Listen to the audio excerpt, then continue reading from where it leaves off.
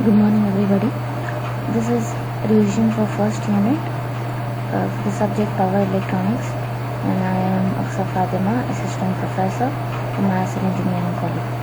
So today we will discuss our first unit, that is Power Semiconductor Devices or Power Electronic Devices.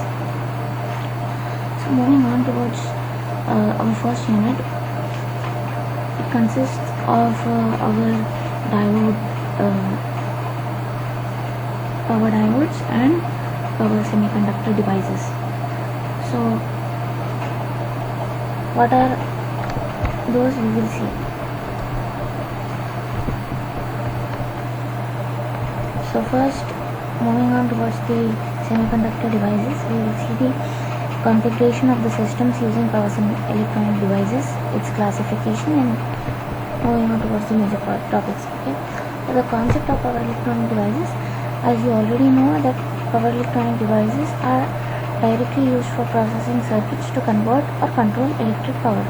That is, the power electronic devices are used wherein you will be able to convert one form of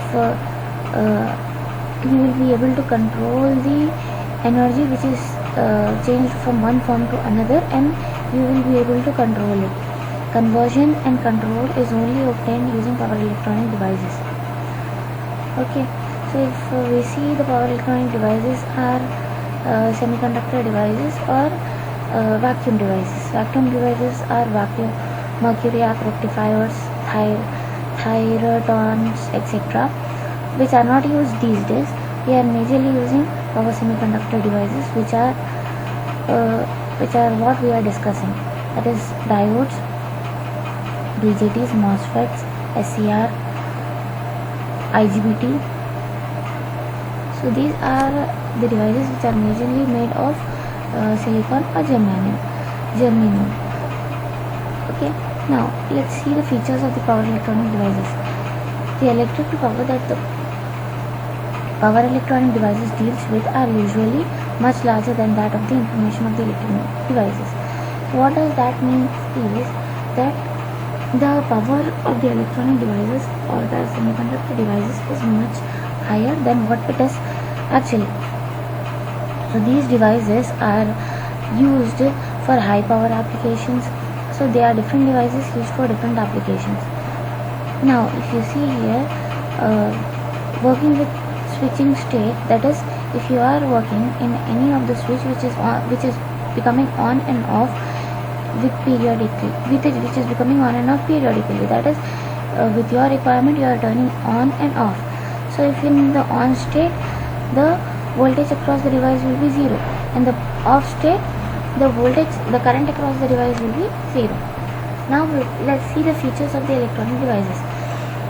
So the need to be controlled by the information circuit, electronic circuits. Very often drive circuits are necessary to interface between information circuits and power circuits.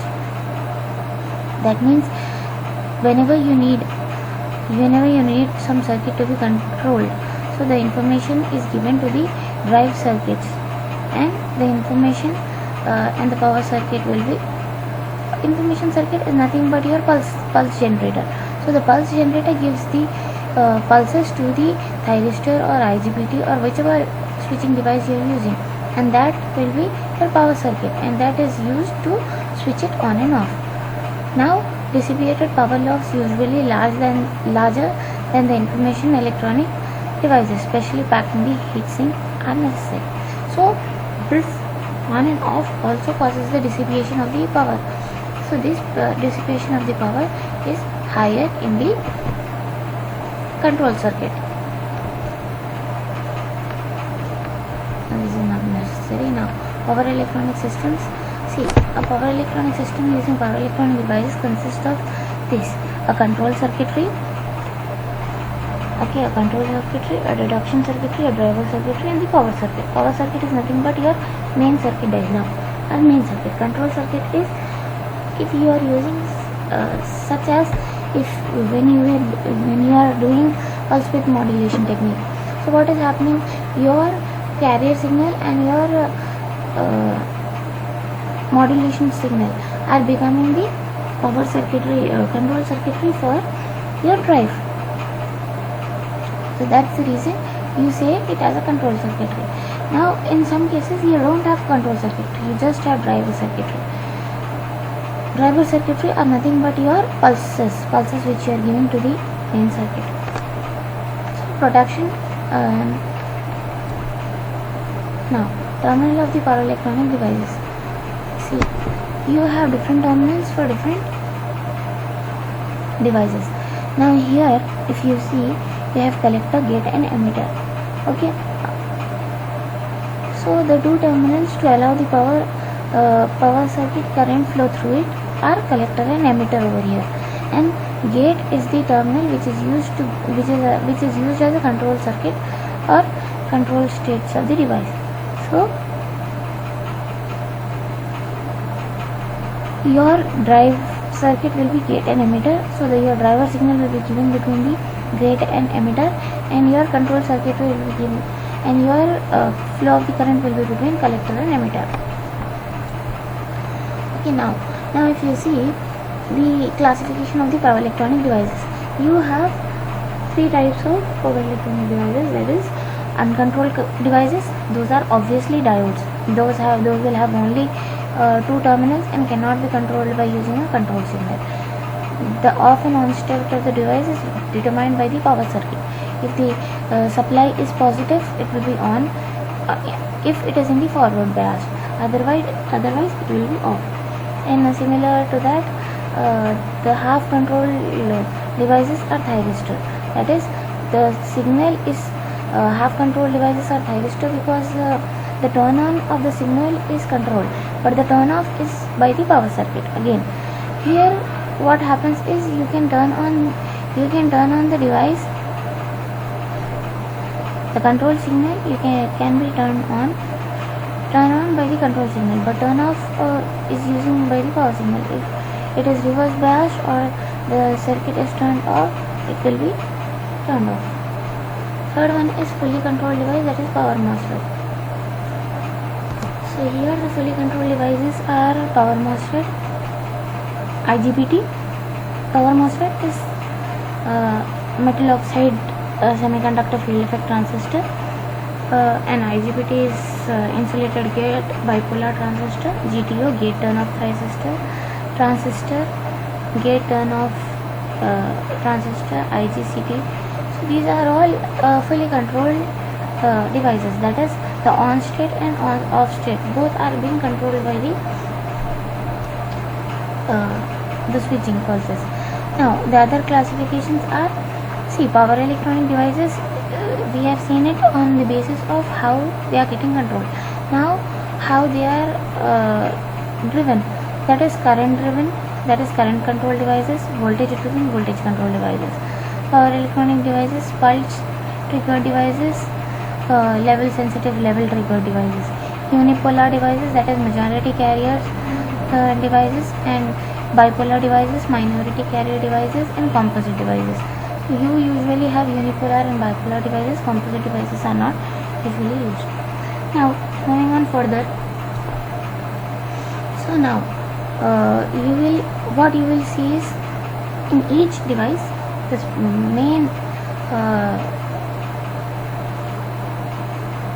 topics which we'll cover is the appearance, how does it looks, the structure, the symbol, what is its physical operation, its characteristics, that is its static characteristics and switching characteristics, specification, if any issues,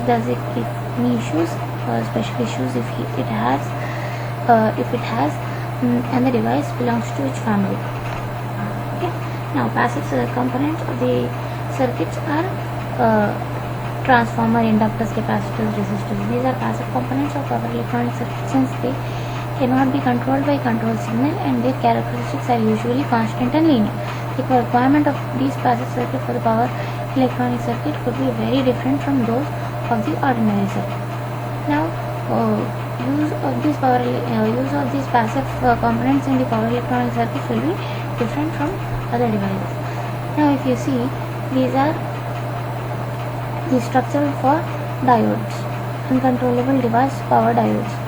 So the appearance may look like this. It can be looking like these, all of these the structure is PN, there will be a junction between them, anode, cathode, and its symbol is this. Okay, going on for the PN junction diode. So what happens in PN junction diode? So it consists of a P region and it consists of an N region. So the building blocks of all the semiconductor devices are formed by using PN junction. So it is therefore P-type semiconductor is bought and the N-type semiconductor is bought.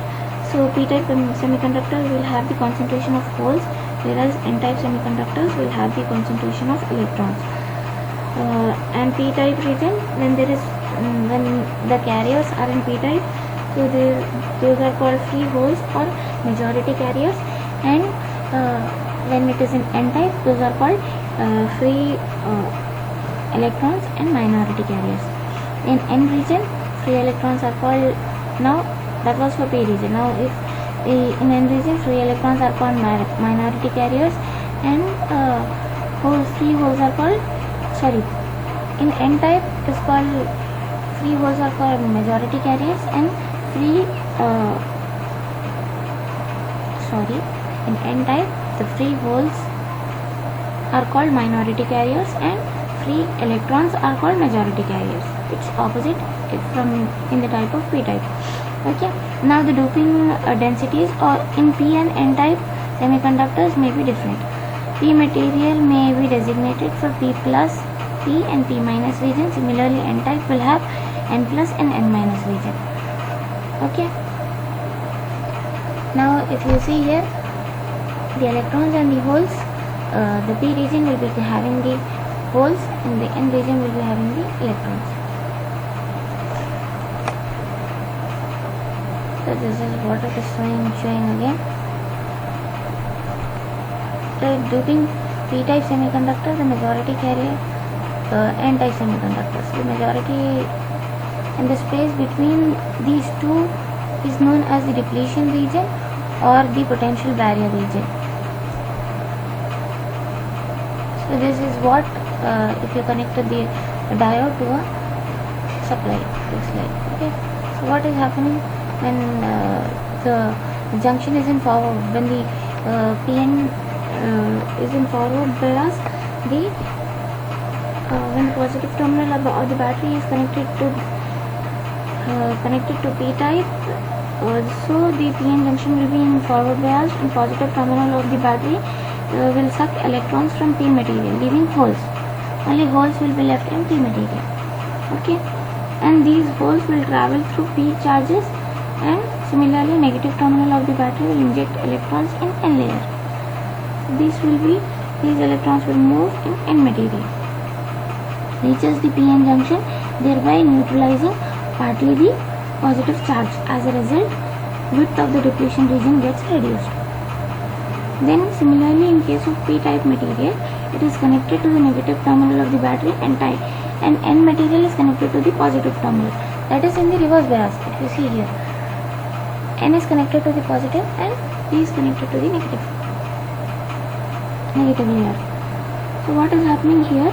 Then it can be reduced and the width of the depletion layer increases. So the rise in junction temperature also decreases the width of the depletion region, and the potential depends on the width of the depletion region. So the width of the depletion region changes with the reverse bias. Okay, now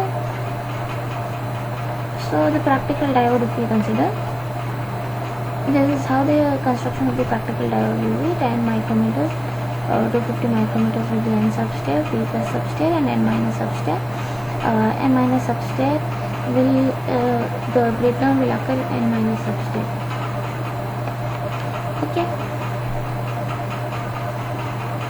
so the low power diodes, or these are also called as the informatic electronics, or they are just signal diodes. Okay, large they will be in larger size, vertically oriented structure. N minus diffusion will be PIN diode. Conductive modulation will be taking place. Forward bias diode, what will happen in forward bias? Just now we have said that P plus will inject holes into the minority carriers are holes. So holes will be getting injected into the depletion region, and from there electrons will be getting injected. So the low doping concentration will be taking place in reverse bias region, where N is given the positive charge, and the depletion region will increase, and this is what is called as reverse bias. If you see, the depletion region is entering into the P plus region. Now if you see the static characteristics of a diode, in a diode, see, when the diode is in positive or forward bias, that is, anode is positive with respect to cathode and is in forward bias, the source voltage increases to Vs from 0. So if you see here, whenever it is in forward bias, it is increasing from 0 to some value. Okay, and this is initially the current is 0, then further it will increase. So Vs is increasing from Vs to some cut-in voltage, and this is known as forward bias current, and it is very small. This area where it is increasing from 0 to some little value, that is called as cut-in voltage, and the current is very small over there, and this is known as threshold voltage or turn-on voltage of the diode. That point where the diode is increasing from 0 to some value, that is known as the threshold voltage or cut-in voltage. Now moving on further, what we have is beyond this cut-in voltage, the diode current rises rapidly, and it is said to be in conducting mode. If you notice here, after cut-in voltage it is increasing rapidly, and this is known as your